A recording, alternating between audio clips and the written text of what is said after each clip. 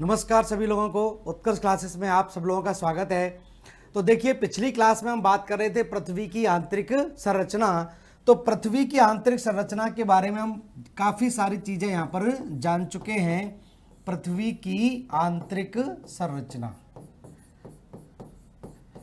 तो ध्यान रखें, पृथ्वी की आंतरिक संरचना के बारे में हमने जान लिया है। और मोस्टली जो प्रश्न यहाँ से पूछे जाते हैं, मैंने हालांकि पूरा डिटेल में आपको बताया है, प्री के हिसाब से आपके इसी तरह से सीधे प्रश्न पूछे जाएंगे कि गुटेनबर्ग असंबद्धता किसको अलग करती है, या स्वेस का जो वर्गीकरण है, स्वेस ने जो पृथ्वी के आंतरिक संरचना के बारे में बताया है उसके क्या है, या किस आधार पर बताया है।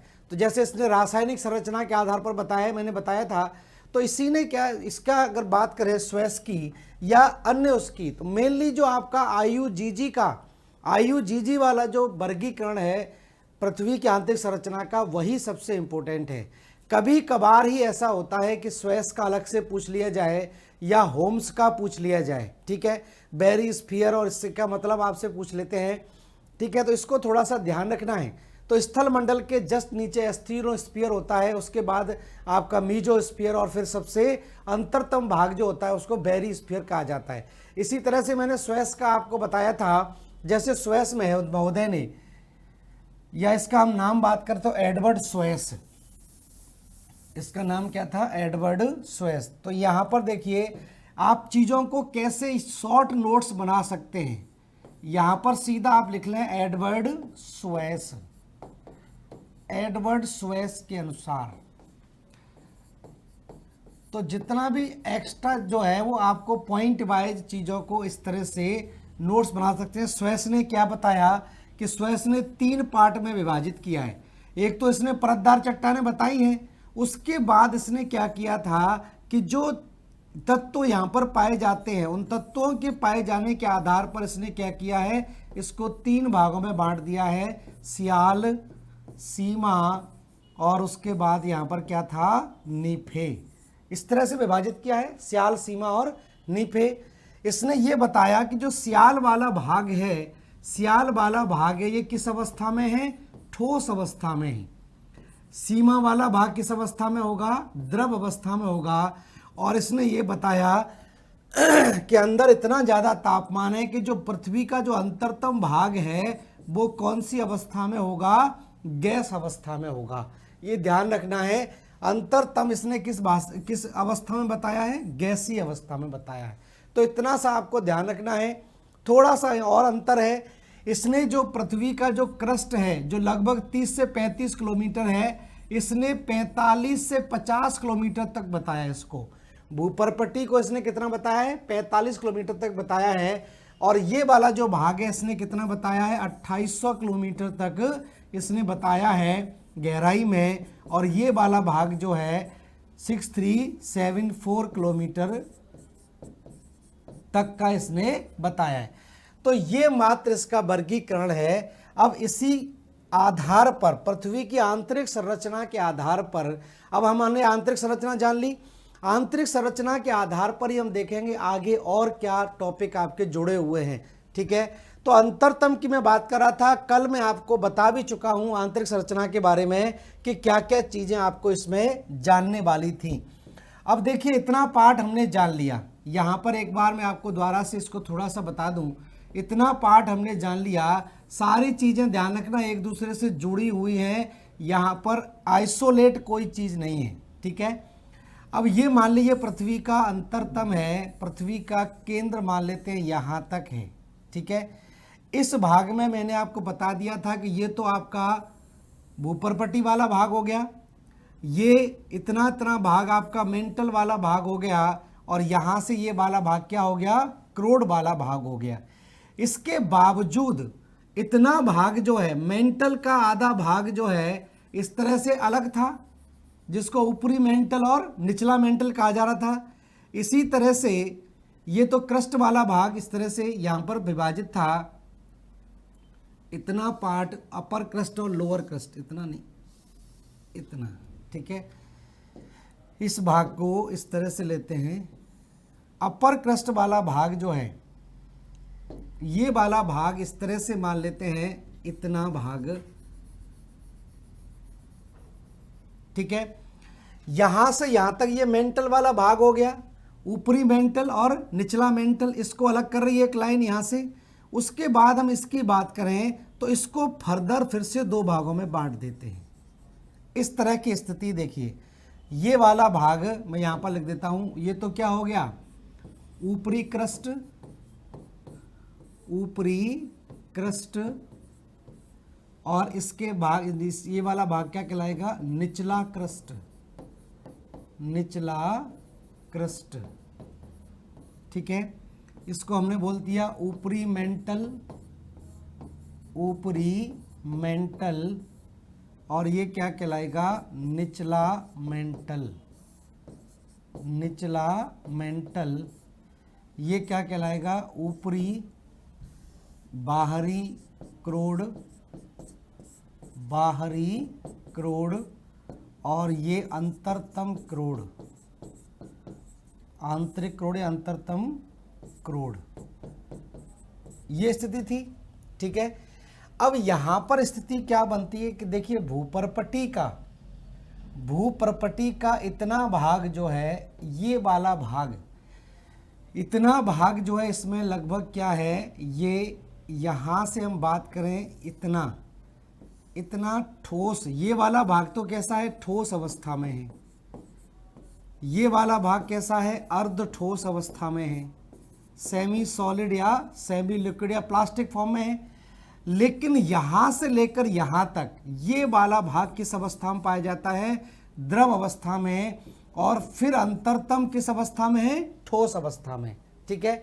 ऊपरी चट्टानों का इतना दबाव और नीचे की तरफ जाने पर इतना ज्यादा तापमान होता चला जाता है कि ये जो भाग आप देख रहे हैं, यहां से लेकर यहां तक इतना भाग जो है, ये कौन सी अवस्था में पाया जाता है, ये सारा का सारा द्रव अवस्था में पाया जाता है। तो द्रव अवस्था में ये भाग आपका दिखाई देता है। द्रव अवस्था में ये पूरा का पूरा पार्ट आपका 5150 तक, 5150 किलोमीटर, और यहाँ पर कितना है, 2900 किलोमीटर। यहाँ से लेकर ये इतना जो भाग है, ये किस में है, ये पूरा का पूरा लिक्विड फॉर्म में पाया जाता है।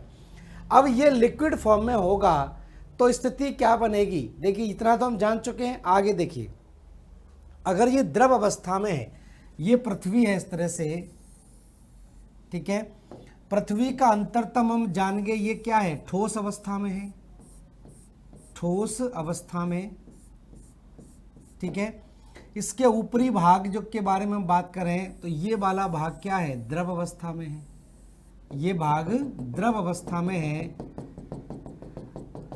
और फिर से हम बात करें इसकी ऊपरी सतह, इसका ये वाला भाग इसका फिर से क्या है, ये ठोस अवस्था में है, ये भाग फिर से क्या है, ठोस अवस्था में है, ये हिस्सा इसका ठोस अवस्था में है, सॉलिड फॉर्म में है। अब आपको पता है कि पृथ्वी अपने अक्ष पर तेजी से घूम रही है। पृथ्वी अपने एक्सिस पर, सब जानते ही हैं कि पृथ्वी अपने अक्ष पर क्या करती है, घूमती है, तेजी से रोटेट करती है। और रोटेशन अगर पृथ्वी करेगी तो सिंपल सी बात है, ठोस और द्रव का रोटेशन अलग अलग होगा। आपको पता ही है कि ठोस पार्ट तो पृथ्वी के घूर्णन के साथ साथ ही घूम रहा है, लेकिन द्रव पार्ट ऐसे नहीं घूमेगा। तो यहाँ पर लेहमैन के बारे में, आगे हम पृथ्वी के चुंबकत्व के बारे में भी बात करेंगे, चुंबकत्व के बारे में भी बात करेंगे। यहाँ पर लेहमैन करके वैज्ञानिक थे, ठीक है। लेहमैन ने यहाँ पर ये चीज़ बताई थी कि किस प्रकार से पृथ्वी का चुंबकत्व पैदा होता है। जाहिर सी बात है, ये वाला भाग भी नीफे का बना हुआ है, ये वाला भाग भी किसका बना हुआ है, ये वाला भाग भी नीफे का बना हुआ है, और ये वाला भाग भी क्या है, नीफे का बना हुआ है, मतलब मेटल का बना हुआ है। और आपको पता है कि इस ठोस के घूमने की गति अलग है और इस लिक्विड के घूमने की गति अलग प्रकार की है। तो अलग अलग प्रकार की गतियां होगी। मान लीजिए मेटल को मेटल पर अगर आप रगड़ोगे, मेटल को मेटल पर फिसलाओगे, तो उसमें क्या पैदा होता है, चुंबकत्व पैदा होता है। तो लेहमैन ने बहुत पहले ये बता दिया था कि पृथ्वी के आंतरिक भाग के द्रव और ठोस अवस्था में होने के कारण यहाँ पर क्या पैदा होता है, चुंबकत्व पैदा होता है, चुंबकत्व पैदा होता है। तो पृथ्वी की जो मैग्नेटिज्म पावर है, मैग्नेटिक पोल की भी हम बात करेंगे। ध्यान रखना, पृथ्वी का जो वास्तविक पोल है वो तो इस प्रकार से है, पोल इस तरह से है, लेकिन पृथ्वी का जो चुंबकीय पोल है वो आपका इस तरह से दिखाई देता है।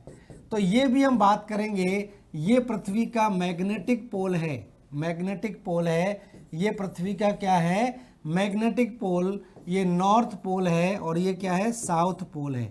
तो भूगर्भिक अगर भौगोलिक ध्रुव की बात करें तो अलग होता है, और चुंबकीय पोल की बात करें तो वो अलग होता है। इसकी बात करेंगे हम आगे, धीरे धीरे वहीं पर हम पहुंच रहे हैं। तो इस प्रकार से आप जानेंगे कि पृथ्वी की आंतरिक संरचना क्या है, कहाँ तक ठोस है, कहाँ तक द्रव है और कहाँ पर फिर से ठोस हो जाती है। और ये किस आधार पर हमने जाना, भूकंपीय तरंगों के आधार पर। और कई लोगों ने इसका वर्गीकरण दे दिया, वो हम जान चुके हैं। और उसके बाद IUGG ने सबके अलग अलग वर्गीकरणों को मिलाकर एक अपना वर्गीकरण दे दिया। तो यहाँ से आपको यही जानना है कि जो कोनार्ड असंबद्धता है वो किसको अलग करती है, या मोहोरोविक या मोहो असंबद्धता किसको अलग करती है, या उसके बाद रैपिटी किसको अलग करती है, या गुटेनबर्ग किसको अलग करती है, लेहमैन किसको अलग करती है। इसी से बार बार प्रश्न आपके पूछे जाते हैं। इसको ठीक ढंग से डायग्राम बना के याद कर लें। अब इसके आगे चलते हैं। पृथ्वी की आंतरिक संरचना के बाद हम अगला टॉपिक शुरू करते हैं, और वो टॉपिक आपका है महासागर एवं महाद्वीपों के निर्माण के से संबंधित सिद्धांत। तो अब हेडिंग डालेंगे, नए टॉपिक को लेकर चलते हैं। हेडिंग हमारी रहेगी महाद्वीप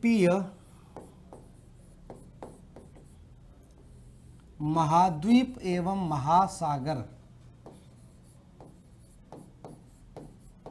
महाद्वीपीय एवं महासागर निर्माण संबंधी सिद्धांत, निर्माण संबंधी सिद्धांत। तो एक एक करके इसको जान लेते हैं। ध्यान रखना, सिद्धांतों को हम बहुत ज़्यादा गहराई में नहीं जानेंगे क्योंकि वो मुख्य परीक्षा का पार्ट है। मेंस में तो ये मान लीजिए कि ये बहुत ही ज़्यादा इम्पोर्टेंट है, मेंस के हिसाब से तो ये वेरी वेरी इंपॉर्टेंट है, लेकिन प्री में भी आपसे पूछे जाते हैं। तो ध्यान रखना, ये जो टॉपिक आपके जो मैं अभी करा रहा हूँ, ये मेनली जो टॉपिक है वो किसके लिए हैं, मेंस एग्ज़ाम के लिए हैं। मेंस एग्ज़ाम में इनको बहुत ज़्यादा विस्तार से पढ़ते हैं, लेकिन ऐसा नहीं है कि मेंस में है तो प्री में नहीं होंगे। तो ध्यान रखना, प्री एग्ज़ाम के हिसाब से भी ये क्या है, इम्पोर्टेंट है, लेकिन मेनली ये ध्यान रखना किसके लिए है, मेंस के लिए जाने जाते हैं। ठीक है, मेंस के लिए ये बहुत इंपॉर्टेंट पार्ट यहाँ पर हम करेंगे। तो ध्यान रखें, मेंस के लिए इम्पोर्टेंट है, प्री के बारे में भी हम जानेंगे। ठीक है, बेसिक चीज़ें देखिए समझते चलिए। हालांकि काफ़ी सारी चीज़ें क्लियर हो चुकी हैं। पृथ्वी की उत्पत्ति के आधार से ये सिद्धांत जुड़े हुए हैं। जैसे सबसे पहले एक सिद्धांत दिया गया था ग्रीन और HD लव के द्वारा। ग्रीन और लव नामक वैज्ञानिकों ने एक सिद्धांत दिया था, इसको बोलते हैं संकुचनवादी सिद्धांत, कॉन्ट्रैक्शन थ्योरी इन्होंने सिद्धांत दिया था। तो सबसे पहले एक सिद्धांत की हम बात करेंगे, संकुचनवादी सिद्धांत। संकुचनवादी सिद्धांत, ठीक है। अब ये जो संकुचनवादी सिद्धांत है या कॉन्ट्रैक्शन थ्योरी है, ये किसके द्वारा दी गई, वैज्ञानिकों के नाम ध्यान रखें प्री के हिसाब से, ग्रीन तथा HD लव। ग्रीन और HD लव के द्वारा ये सिद्धांत यहां पर दिया गया। और ग्रीन और HD लव ने ये बताया था कि जब पृथ्वी आग का गोला थी, हम पहले भी बात कर चुके हैं, शुरुआत में पृथ्वी कैसी थी, शुरुआत में पृथ्वी एक गैस के गोले के समान थी, चारों तरफ इस तरह से गैस का गोला था। क्या थी पृथ्वी, गैस के गोले के समान थी। धीरे धीरे करके इसके तापमान में कमी हुई, क्योंकि हर एक पदार्थ में ऊष्मा को क्षय करने की प्रवृत्ति पाई जाती है। हर एक पदार्थ ऊष्मा क्या कर रहा है, छोड़ रहा है।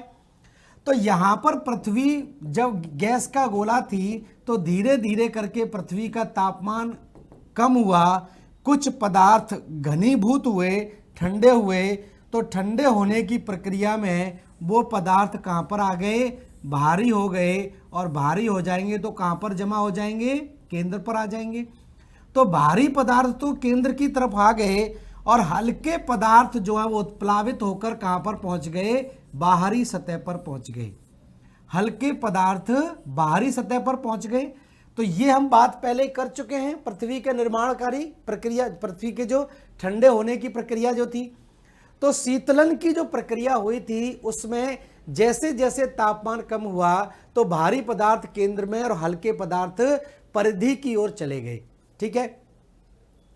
अब इस संकुचनवादी सिद्धांत में इनके द्वारा यह बात कही गई, इन्होंने कहा कि जब पृथ्वी ठंडी हुई, कोई भी पदार्थ आप ले लीजिए, कोई भी पदार्थ अगर तेजी से ठंडा होता है, या सिंपल सी बात है, किसी भी वस्तु को अगर हम का तापमान कम होता है तो वो सिकुड़ने लगती है, कॉन्ट्रैक्ट होने लगती है, संकुचित होने लगती है। और किसी भी वस्तु को हम गर्म करते हैं तो वो क्या होती है, प्रसार होता है, उसमें आयतनी प्रसार होता है। तो इन्होंने ये बताया कि जो पृथ्वी ठंडी हो रही थी तो जो भूपृष्ठ ऊपरी सतह की प्रॉपर्टी की बात कर रहे हैं हम, जैसे मैंने बताया था दूध के ऊपर मलाई पड़ जाती है, तो दूध के ऊपर जो मलाई पड़ी हुई थी तो जो भाग तेजी से ठंडा हुआ, संकुचित हुआ, वो क्या हो गया, नीचे धंस गया, सिकुड़ गया, भूपृष्ठ पर सलवटें पड़ गई। सलवटें तो जानते होंगे, ठीक है। तो उसी सलवटों की प्रक्रिया में यहां पर क्या हुआ कि जो उभरे हुए भाग थे वो महाद्वीप बन गए, और जो धसे हुए भाग थे वो क्या बन गए, महासागर बन गए।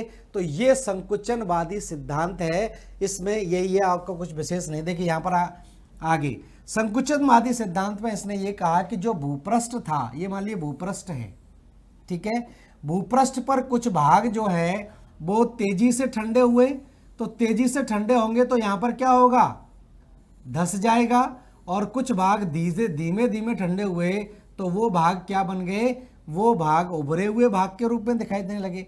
तो जो धसे हुए भाग थे उसमें लगातार बारिश होती रही, और बारिश होने से यहाँ पर क्या हो गया, जल भराव हो गया। बारिश होने से इन गड्ढों में या इन धसे हुए भागों में जल भर गया, और जो उभरे हुए भाग थे वो महाद्वीप में विकसित हो गए। तो ये क्या कहलाए, ये क्या कहलाएगा, ये सी कहलाएगा, ये ओशियन बन गया, ये ओशियन बन गया, महासागर बन गया, और ये क्या बन गया, महाद्वीप बन गया, महाद्वीप, और ये महासागर, ठीक है। और ये भी क्या बन गया, महाद्वीप। तो ये संकुचनवादी सिद्धांत है। अब इस संकुचनवादी सिद्धांत से केवल यही पता चलता है, संकुचनवादी सिद्धांत। अब संकुचनवादी सिद्धांत से आपको इतनी चीज क्लियर हो रही होगी कि किस प्रकार से, ठीक है। तो सीधा इसमें यह ध्यान रखें कि पृथ्वी के शीतलीकरण की प्रक्रिया में जो भाग तेजी से या तीव्रता से ठंडे हुए वो धस गए, और जो धीरे धीरे ठंडे हुए वो उभरे हुए भाग बन गए। तो धसे हुए भाग महासागर में परिवर्तित हो गए और उभरे हुए भाग महाद्वीपों में। तो संकुचन वाला जो सिद्धांत है बस इतना ही कहता है, इतना ही आपको याद रखना है, ठीक है। तो संकुचनवादी सिद्धांत में सीधा आप लाइन पर खींच के यहां पर लिख लें,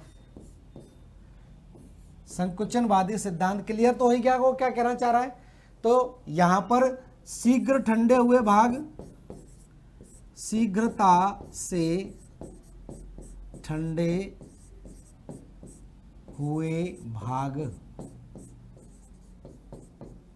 ठीक है। और शीघ्रता से ठंडे हुए भागों के अलावा आप देखेंगे देरी से ठंडे हुए भाग, देरी से या धीरे धीरे, धीमी गति से, लिखिए धीमी गति से ठंडे हुए भाग,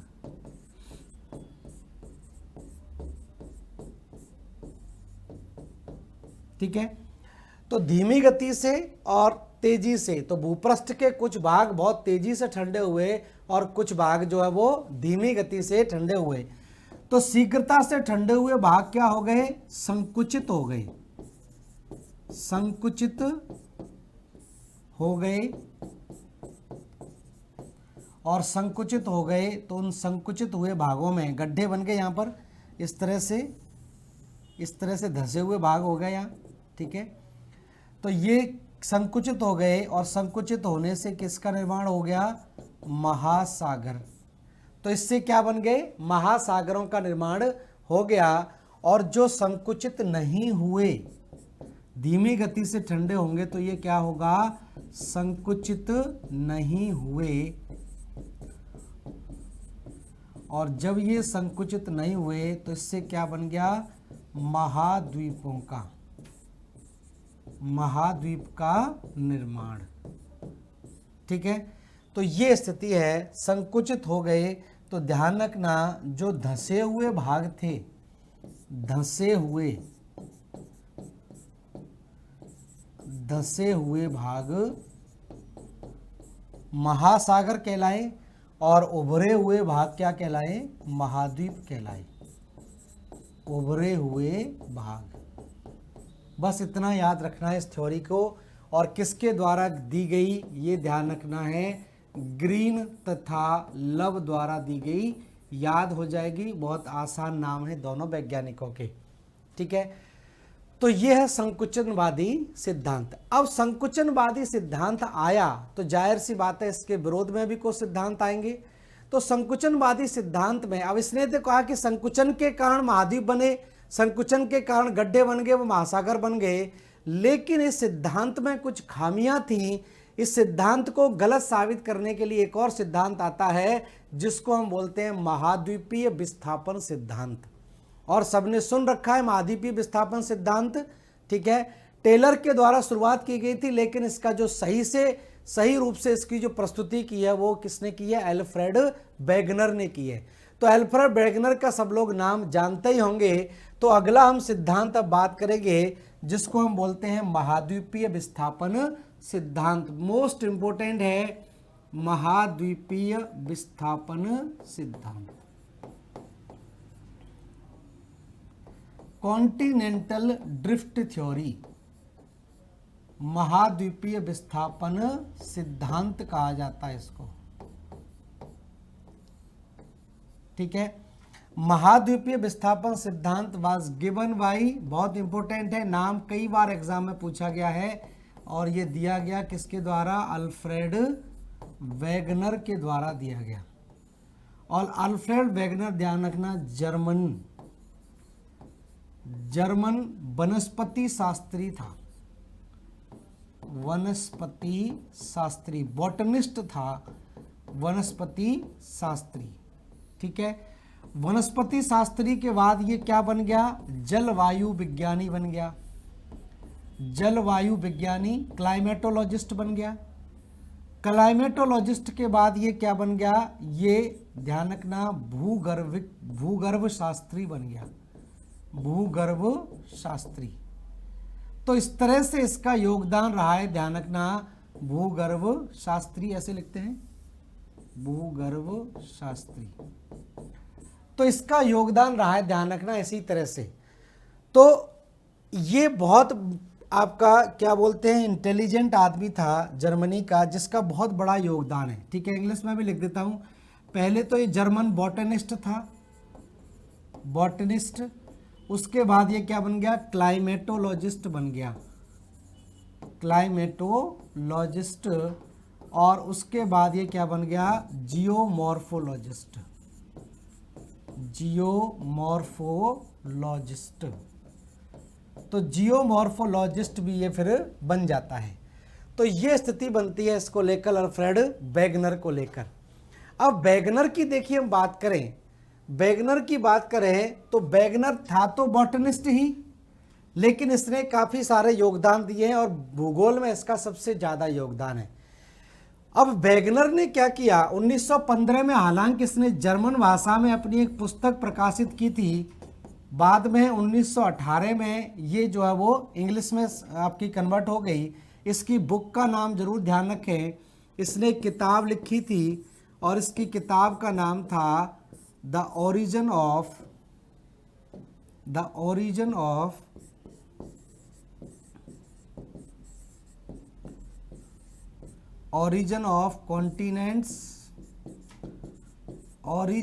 कॉन्टिनेंट्स एंड ओशियंस।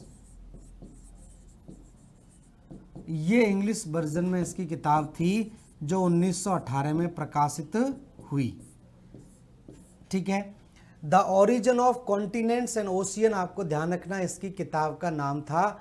और अल्फ्रेड वेगनर का क्या योगदान था ये हम आगे जानते हैं, इसको नोट कर लीजिए फटाफट से।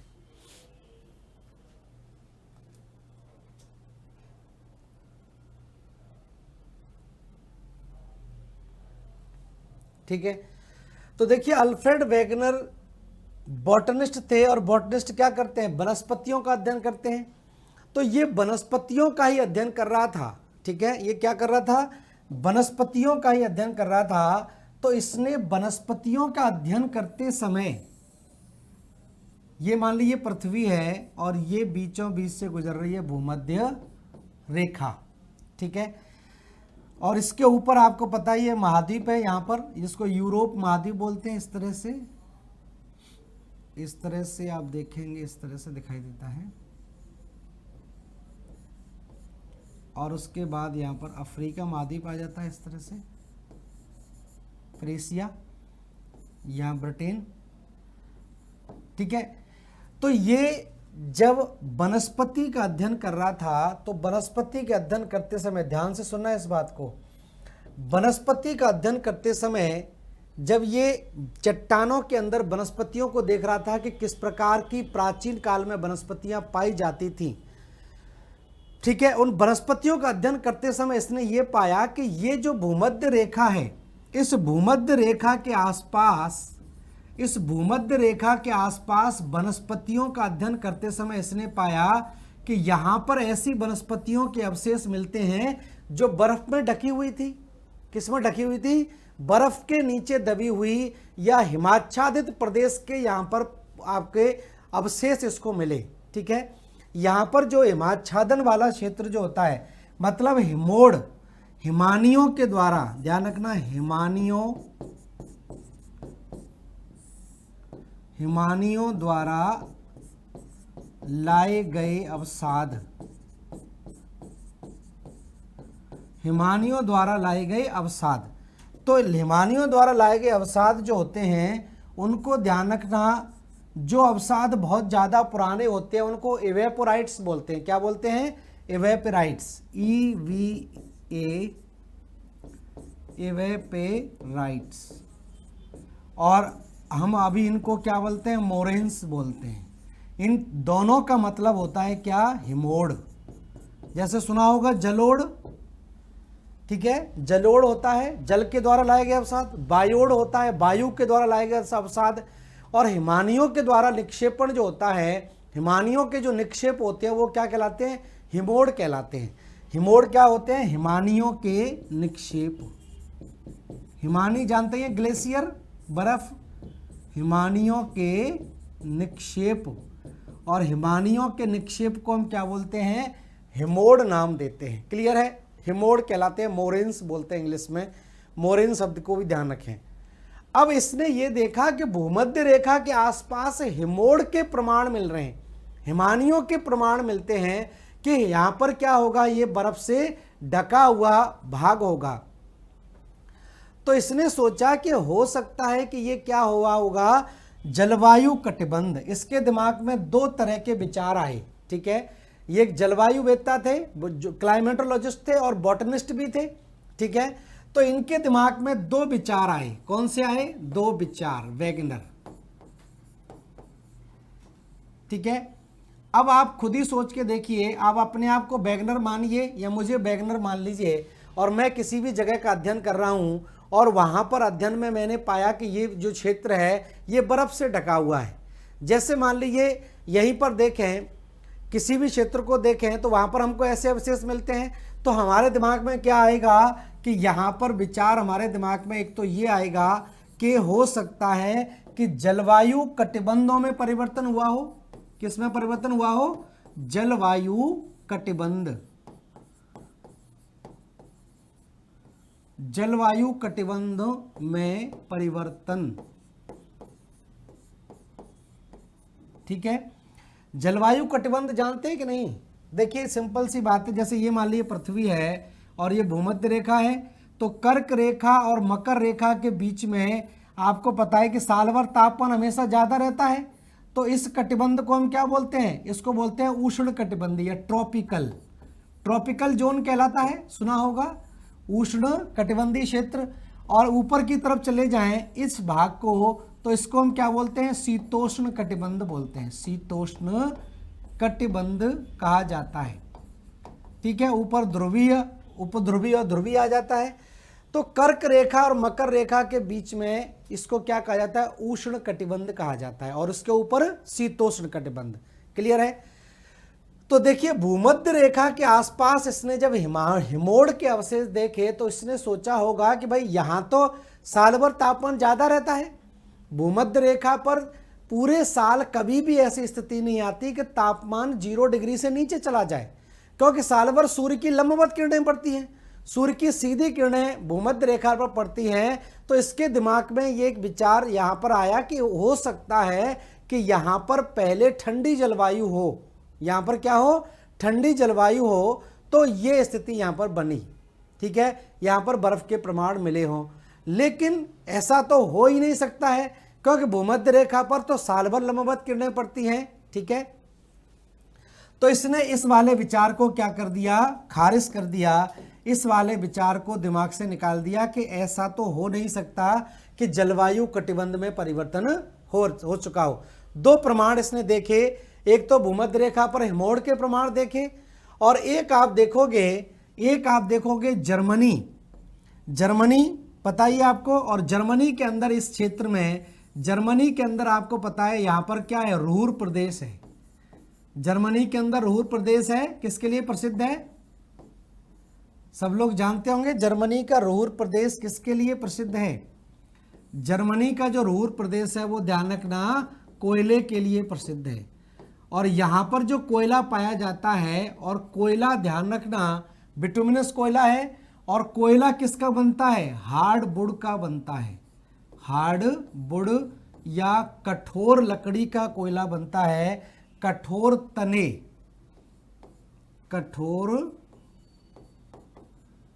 तने वाले वृक्ष, कठोर तने वाले वृक्षों से क्या बनता है? हार्डवुड। और हार्डवुड आगे जाके कालांतर में क्या बन जाता है? कोयला बन जाता है। और ये जो कोयला यहाँ पर पाया गया, जर्मनी में ये कोयला पाया गया, जर्मनी वाले क्षेत्र में, तो ये हार्डवुड से बना हुआ है। और हार्डवुड कौन सी जलवायु का पौधा है? हार्डवुड जो है वो हमेशा कहाँ पाया जाता है? उष्ण कटिबंधीय जलवायु में पाया जाता है। हार्डवुड कहाँ मिलता है? उष्ण कटिबंधीय जलवायु में मिलता है। और जबकि ये जो जर्मनी है ये कहाँ पर पड़ता है? ये शीतोष्ण कटिबंध में पड़ता है, कर्क रेखा के ऊपर पड़ता है। ठीक है, तो इसने देखा कि यहाँ पर कर्क रेखा के ऊपर कोयला मिल रहा है, और यहाँ भूमध्य रेखा पर हिमानियों के अवसाद मिल रहे हैं, हिमानियों के निक्षेप के प्रमाण मिल रहे हैं, साक्ष्य मिल रहे हैं। तो इसने सोचा कि जलवायु कटिबंध में परिवर्तन रहा होगा, इसलिए ऐसा रहा होगा। पहले ये जो जर्मनी है ये भूमध्य रेखा पर होगा, और ये जो स्थिति है ये कहाँ पर रहा होगा? ये इधर की तरफ रहा होगा। तो फिर इन्होंने बोला कि हो सकता है महाद्वीपों का विस्थापन हुआ हो। जलवायु कटिबंध अपनी जगह पर ही हो, लेकिन स्थिति किसकी रही हो? महाद्वीपों का विस्थापन, महाद्वीपों का विस्थापन हुआ होगा। तो ये फिर थ्योरी दी जाती है जिसको हम बोलते हैं महाद्वीपीय विस्थापन सिद्धांत। दोबारा से रिपीट कर देता हूं, थोड़ा सा बहुत सिंपल है, इसमें कुछ है नहीं। पहली चीज मैंने बताया कि जर्मन बॉटनिस्ट था, क्लाइमेटोलॉजिस्ट था, क्योंकि हम किसी भी स्थान की वनस्पति का अध्ययन करेंगे तो वहाँ की वनस्पति वहाँ की जलवायु पर निर्भर करती है। तो जो भी वनस्पति बॉटनिस्ट होगा वो अपने आप में क्लाइमेटोलॉजिस्ट तो होगा ही। ठीक है ना? तो यहाँ पर जब ये क्या कर रहे थे, जब ये अध्ययन कर रहे थे वनस्पतियों का, तो भूमध्य रेखा के आसपास इन्होंने क्या पाया कि यहाँ पर ऐसे चट्टानों में ऐसे अवशेष मिलते हैं कि ये चट्टानें और इस पर पाई जाने वाली वनस्पति जो है वो बर्फीले क्षेत्र की वनस्पति होगी। ठीक है, और जर्मनी के अंदर कोयला पाया जा रहा है रूर प्रदेश में, जो कि शीतोष्ण जलवायु वाले क्षेत्र में आता है। और जो कोयला बनता है वो कठोर लकड़ी से बनता है, हार्डवुड से बनता है, और हार्डवुड हमेशा उष्ण कटिबंधीय जलवायु में ही बनती है। उष्ण कटिबंधीय जलवायु में ही कठोर लकड़ी का निर्माण होता है या कठोर तने वाले वृक्ष पनपते हैं। तो इसने देखा कि शीतोष्ण जलवायु में कठोर लकड़ी पाई जा रही है और भूमध्य रेखा के आसपास ये पाए जा रहे हिमोड़ के मोरेन के अवशेष पाए जा रहे हैं। तो इसने सोचा कि हो सकता है कि जलवायु कटिबंध में परिवर्तन हो गया होगा, कि यहाँ पर पहले जलवायु, जो ये वाला क्षेत्र है यहाँ पर जलवायु अलग होगी और यहाँ पर जलवायु अलग रही होगी भूमध्य रेखा के आसपास। लेकिन ऐसा तो हो नहीं सकता कि पृथ्वी गोल है कि सूरज की पहले रोशनी ध्रुवों पर पड़ रही हो फिर आपकी धीरे धीरे करके लंबवत हो गई हो। तो इसने वो सोचा कि ऐसा तो नहीं है, ऐसा तो हो ही नहीं सकता। तो पहला वाला पॉइंट इसने खारिज कर दिया। फिर दिमाग इसने लगाया कि हो सकता है कि जो महाद्वीप हैं यही खिसक कर आगे हो। ठीक है, तो इसने सोचा कि ये स्थिति पहले यहाँ पर थी, अब इसको आप यहाँ पर रख दो तो ये जो रूर प्रदेश है ये कहाँ जाएगा, भूमध्य रेखा पर, और ये जो अफ्रीका महाद्वीप है ये कहाँ पर आ जाएगा, अंटार्कटिका के पास आ जाएगा, अंटार्कटिका की जगह पर आ जाएगा। तो इसने बोला कि महाद्वीपों का विस्थापन हुआ है, ना कि जलवायु कटिबंधों का परिवर्तन हुआ है। तो इस तरह से ये सिद्धांत यहाँ पर दिया गया जिसको हम बोलते हैं महाद्वीपीय विस्थापन सिद्धांत। ठीक है, बना लीजिए इसको, फिर आगे चलते हैं।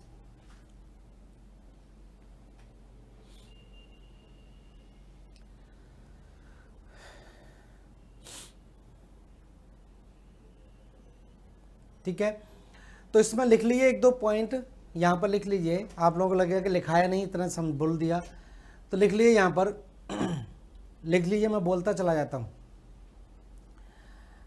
हेडिंग डाल लीजिए महाद्वीपीय विस्थापन सिद्धांत, महाद्वीपीय विस्थापन सिद्धांत, और लिख लीजिए अल्फ्रेड वेगनर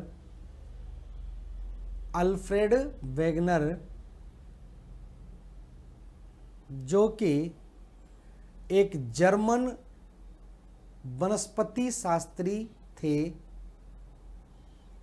जो कि एक जर्मन वनस्पति शास्त्री थे।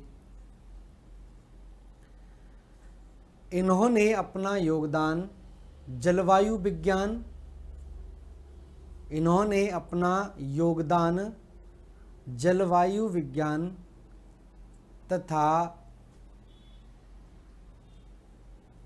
भूगर्भ विज्ञान तथा भू आकृति विज्ञान में भी दिया है।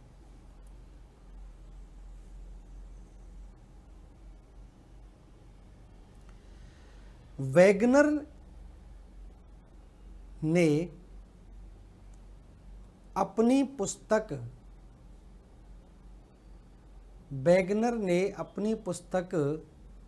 The origin of continents and oceans, Wegener ने अपनी पुस्तक the origin of continent and oceans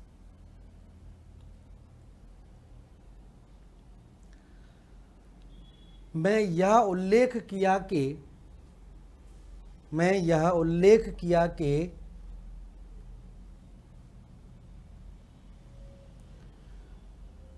महाद्वीप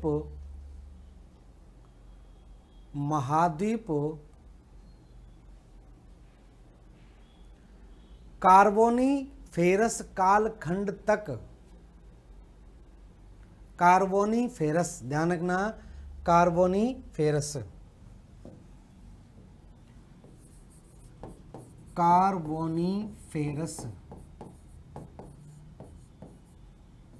कालखंड तक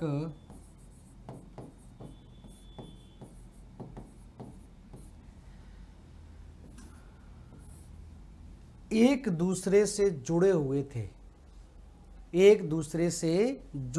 थे।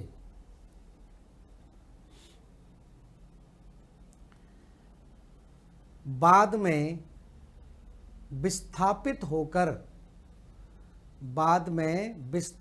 होकर वर्तमान स्थिति में पहुंचे हैं। विस्थापित होकर वर्तमान स्थिति में पहुंचे हैं। ठीक है, तो बाद में ये क्या हुए, वर्तमान स्थिति में, और कौन सी स्थिति में पहुंचे हैं हमने पहले भी बात की थी। एक काल आता आपका ट्रायसिक,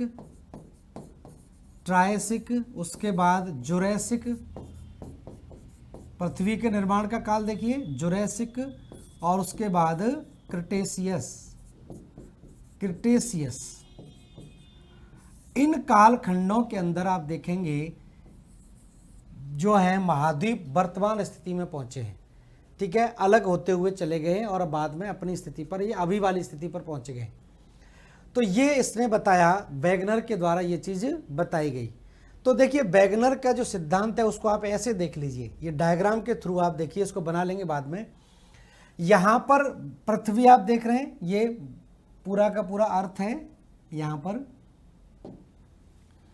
इसको मैं थोड़ा डार्क कर देता हूँ, ये अर्थ है। और इस अर्थ में आप देखेंगे इस तरह से, यहाँ पर मतलब 225 मिलियन वर्ष पहले, 225 मिलियन वर्ष पहले 225 मिलियन वर्ष पहले क्या स्थिति थी कि सारे के सारे महाद्वीप आप देख रहे हैं एक दूसरे से क्या थे, जुड़े हुए थे। सारे के सारे महाद्वीप एक दूसरे से जुड़े हुए थे। ये एक ही महाद्वीप हुआ करता था और एक ही इस विशालकाय महाद्वीप को वैगनर ने क्या नाम दिया था? इस एक ही विशालकाय महाद्वीप को वैगनर ने नाम दिया था, इसका नाम दिया गया पेंजिया। क्या नाम दिया गया? पेंजिया नाम दिया गया। ठीक है, और चारों तरफ एक ही महासागर हुआ करता था। ये पूरा का पूरा महासागर था और इस महासागर को नाम क्या दिया गया? पैंथालासा। तो ध्यान रखना 225 मिलियन वर्ष पहले मतलब कार्बोनिफेरस कालखंड के दौरान सारे के सारे महाद्वीप एक दूसरे से जुड़े हुए थे और चारों तरफ एक ही जल क्षेत्र था, एक ही वाटर बॉडी थी जिसको नाम दिया गया पैंथालासा। और जो महाद्वीप थे ये नाम क्या दिया गया इन सबको? इसने नाम दे दिया पेंजिया। तो एक पेंजिया और एक महासागर जिसको नाम दिया गया पैंथालासा। अब धीरे धीरे करके आगे जाके क्या हुआ? आगे जाने की स्थिति हुई कि लगभग 150 मिलियन वर्ष पहले ये सारे के सारे महाद्वीपों के जो पूरा एक पेंजिया था ये दो भूखंडों में विभाजित हो गया। पेंजिया के दो टुकड़े हो गए, एक टुकड़ा उत्तर की तरफ चला गया और दूसरा टुकड़ा कहाँ चला गया? दक्षिण की तरफ चला गया। ये स्थिति हो गई, टुकड़े हो गए, दो भागों में विभाजित हो गया। तो जो हिस्सा उत्तर की तरफ था, जो भाग उत्तर की तरफ था उसको हमने नाम दे दिया लॉरेशिया। ये क्या कहलाया? लॉरेशिया, या इसी को बोल देते हैं अंगारा भूमि। ये लॉरेशिया ही क्या कहलाता है? अंगारा भूमि या अंगारा लैंड। ठीक है, और दक्षिण वाला भाग जो है वो क्या कहलाया? ये कहलाया गोंडवाना लैंड। गोंडवाना लैंड कहलाया। ठीक है, और इसके बीच में एक सागर का निर्माण होता चला गया। इसके मध्य भाग में एक सागर बन गया इस तरह से यहाँ तक। इस सागर को नाम दे दिया गया क्या? टेथिस सागर। इतना सब जान रहे होंगे, पहले से सुनते चले आ रहे हैं बचपन से ही। टेथिस सागर बन गया। तो यहाँ पर एक ही क्रिएचर था, ये क्रिएचर क्या हो गया? दो भागों में टूट गया, एक लॉरेशिया हो गया और एक क्या हो गया? गोंडवाना लैंड हो गया। ठीक है, अब आगे जाके फर्दर गोंडवाना लैंड भी टूटा और लॉरेशिया भी टूटा। तो इनके टूटने से स्थिति यहाँ पर क्या बनी? इनके टूटने से स्थिति यहाँ पर क्या बनी कि ये वाला भाग, ये जो आप हिस्सा देख रहे हैं ये नॉर्थ अमेरिका के रूप में दिखाई देने लगा। यहाँ से दूसरा वाला भाग देखें तो ये यूरोप और एशिया के रूप में दिखाई देने लगा, एक यूरेशिया वाला पॉइंट खंड बन गया। यहाँ पर ये वाला भाग देखें तो ये दक्षिणी अमेरिका वाला भाग दिखाई देने लगा, ये दक्षिणी अमेरिका ठीक है, इसको मैं डार्क कर देता हूँ। ये नॉर्थ अमेरिका इस तरह से,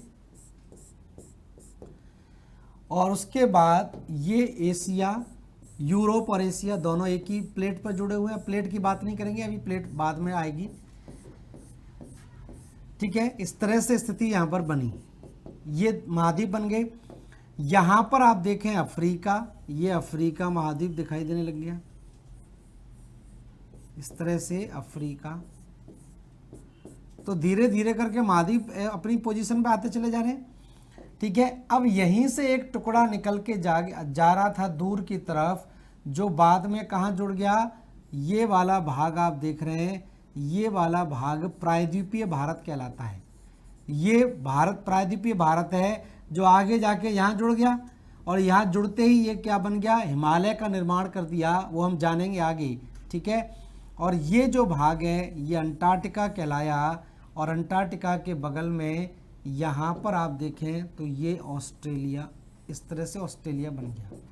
तो धीरे धीरे करके महाद्वीप अपनी स्थिति में आना शुरू हुए, दिखाई दे रहे होंगे। ये प्रायद्वीपीय भारत है। ठीक है, अब आगे जाके आगे ये कब हुआ, ये 100 मिलियन वर्ष पहले की घटना है। कब की, 100 मिलियन वर्ष पहले।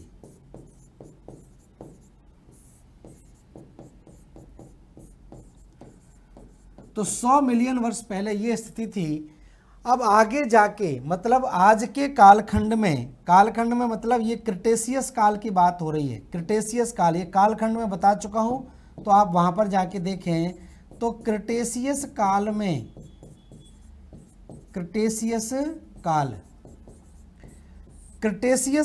आप देखेंगे कि ये सारे के सारे अपनी अपनी पोजीशन पर पहुंच गए। यहां से लेकर यहां तक ये नॉर्थ अमेरिका हो गया, ये नॉर्थ अमेरिका, और नॉर्थ अमेरिका के साथ में ही यहाँ पर ये साउथ अमेरिका इस तरह से बन गया, नॉर्थ अमेरिका, साउथ अमेरिका। उसके बाद इधर की तरफ देखें तो यहाँ अफ्रीका महाद्वीप दिखाई दे रहा है। ठीक है, ये मेडागास्कर जुड़ा हुआ है इसके साथ। इधर की तरफ अंटार्कटिका आ गया अपनी पोजीशन पर, अभी वाली पर। यहाँ ऑस्ट्रेलिया महाद्वीप आप देख रहे हैं, इस तरह से ऑस्ट्रेलिया है, और ऊपर की तरफ यूरेशियन प्लेट वाला भाग है। ये वाला भाग जो है ये यूरेशियन प्लेट वाला भाग है।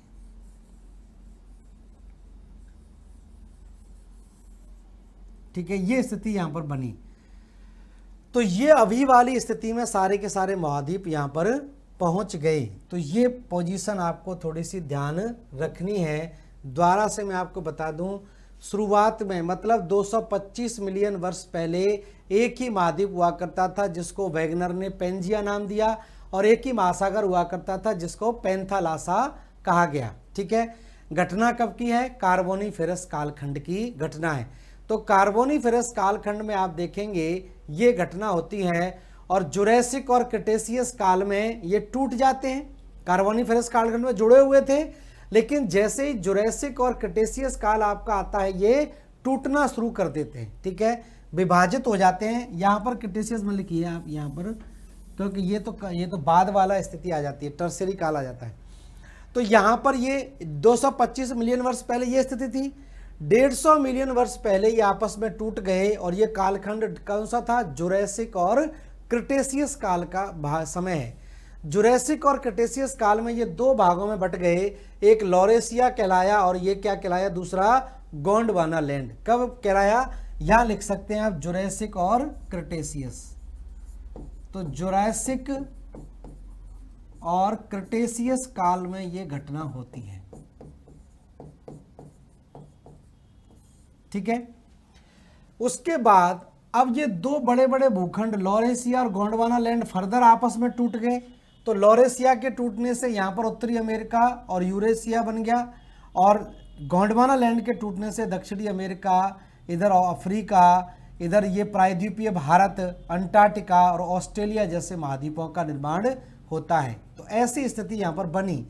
तो अब देखिए ये सारे के सारे यहाँ पर ज़्यादातर कहाँ थे, कर्क रेखा के नीचे हुआ करते थे। शुरुआत की जो स्थिति थी वो देखिए ऐसी स्थिति थी। शुरुआती स्थिति जो पृथ्वी की जो आपके जो उसकी भाग की थी, भूमध्य रेखा के नीचे हुआ करते थे ये सारे के सारे महाद्वीप, ऐसी स्थिति में थे, ऐसे थे। ये कहाँ थे? भूमध्य रेखा के नीचे थे, और धीरे धीरे करके ये ऊपर खिसकते चले गए। तो सामान्य सी बात है, जब ये धीरे धीरे करके टूटकर महाद्वीप ऊपर खिसकते चले जाएंगे तो यहाँ पर कटवाद जलवायु कटिबंधों का प्रभाव अलग अलग पड़ेगा। भाई पहले ये नीचे थे तो यहाँ पर तापमान कम है। अभी जो डरबन जो आपका अफ्रीका में डरबन जो दिखाई देता है, डरबन जो अफ्रीका में एक जगह पड़ती है, उस डरबन थी पेंजिया का केंद्र, उसको माना गया है वैज्ञानिकों के द्वारा। डरबन को पेंजिया का केंद्र माना गया अफ्रीका महाद्वीप में। अफ्रीका में एक जगह पड़ती है Durban, Durban south Africa, Durban दक्षिणी अफ्रीका। पेंजिया का केंद्र, पेंजिया का केंद्र माना गया है। तो इसको पेंजिया का केंद्र माना गया है। और बाद में ये पेंजिया टूटता चला गया, पहले यहाँ से टूटा, फिर यहाँ से टूटा, फिर यहाँ से, और लगातार टूट टूट कर चारों तरफ बिखरता चला गया और अभी वाली स्थिति में आ गया। ठीक है, तो इसको देखिए ऐसे लिख लो यहाँ पर, फिर हम डिटेल में चर्चा करेंगे इसकी आगे। पहले क्या था? एक ही था पेंजिया, जिसको कहा गया पेंजिया। ठीक है, पेंजिया का विभाजन हो जाता है। पेंजिया किस में बट गया? दो भागों में बट गया। एक भाग क्या कहलाया? लॉरेशिया। एक भाग क्या कहलाया? लॉरेशिया, या इसी को हम बोलते हैं अंगारा भूमि, अंगारा लैंड। दूसरा भाग क्या कहलाया? गोंडवाना लैंड, गोंडवाना लैंड कहलाया ये। ठीक है, अब ये जो लॉरेशिया है ये फर्दर विभाजित हो जाता है, और फर्दर विभाजित होने के बाद इससे क्या बन जाता है? एक तो इससे बन जाती है उत्तरी अमेरिका, उत्तरी अमेरिका, एक बन जाता है यूरोप, और एक बन जाता है एशिया। ये महाद्वीप बनते हैं। यूरोप और एशिया दोनों आपस में जुड़े हुए हैं, एक ही प्लेट का भाग है, इसलिए इसको क्या बोल देते हैं? यूरेशिया बोल देते हैं, यूरेशिया कहलाता है।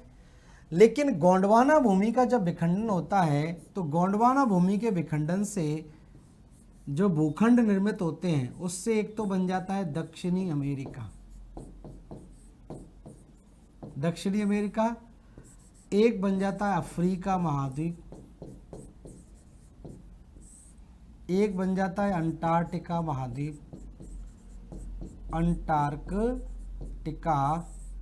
और एक बन जाता है ऑस्ट्रेलिया महाद्वीप, ऑस्ट्रेलिया, और इसके अलावा प्रायद्वीपीय भारत।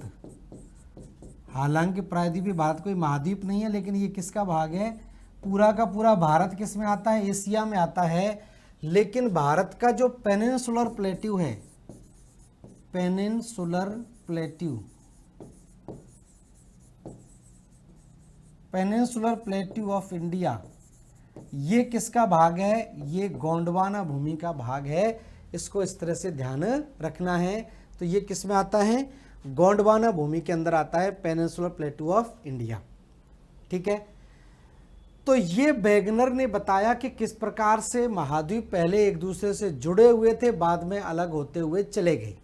ठीक है, अब बात क्या आती है? अब इससे पूछा गया कि ऐसा क्यों हो रहा है, ऐसी स्थिति क्यों बनती है? तो सिंपल सी बात है, यहाँ पर इस क्या हमने पृथ्वी के आंतरिक भाग की बात की, तो पृथ्वी के जब आंतरिक भाग की हम यहाँ पर बात करेंगे तो इसने ये बताया कि जो ऊपर का भाग था वो स्याल था, और स्याल कैसा था? ठोस था, और उसके अंदर जो भाग था सीमा, वो कैसा था? द्रव अवस्था में था, या अर्ध ठोस अवस्था में आप कह सकते हैं।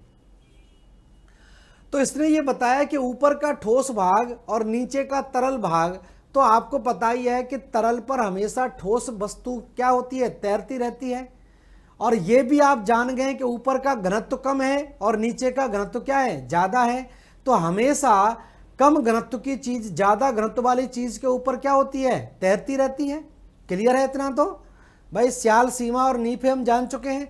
सियाल का घनत्व सबसे कम था, 2.7 से लेकर 3 तक था, जबकि नीचे की तरफ जाते हैं हम सीमा की तरफ तो घनत्व में क्या होती है, वृद्धि होती है। तो इसने बताया कि जो सीमा है वो द्रव अवस्था में, सियाल ठोस अवस्था में है। तो जाहिर सी बात है द्रव के ऊपर ठोस भाग हमेशा तैरता हुआ ही दिखाई देगा, हमेशा गतिशील रहेगा।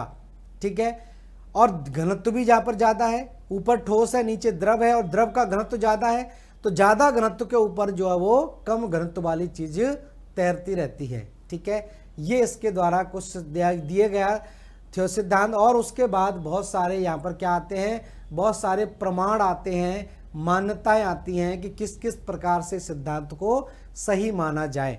ठीक है, तो आज समय कम है, इसको नेक्स्ट क्लास में हम जरूर डिस्कस करेंगे आगे क्या क्या मान्यताएं हैं। जैसे फॉर एग्जाम्पल मैं कल लिखवाऊंगा इसको डिटेल में। जैसे ये माना जाता है कि ये वाला जो भाग है दक्षिणी अमेरिका का, ये वाला हिस्सा ये कहाँ से टूटकर आया हुआ है, ये यहाँ से टूटकर आया हुआ है। ये पहले यहाँ पर क्या था, जुड़ा हुआ था। तो कई सारे प्रमाण यहाँ पर देखे गए, यहाँ के जीवाश्मों का अध्ययन किया गया। तो यहाँ पर जो जीवाश्म या चट्टानों की संरचना है वही हुबहू चट्टानें क्या हैं, यहाँ की चट्टानें हैं। ठीक है, तो ये प्रमाण एक तो आपका आता है। एक है जिगसॉ फिट थ्योरी।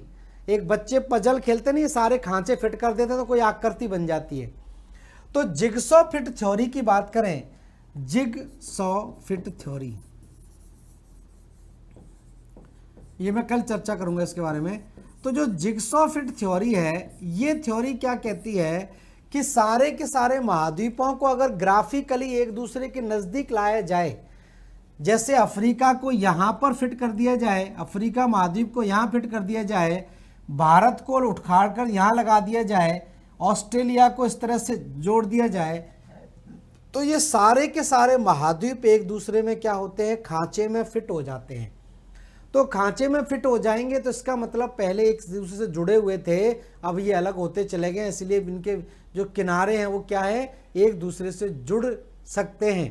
ठीक है, बाकी यहाँ पर चट्टानों की संरचना, बाकी यहाँ पर जीवाश्मों की संरचना और कुछ जीव जंतु जो इस भाग में पाए जाते हैं वही जीव जंतु यहाँ भी पाए जाते हैं।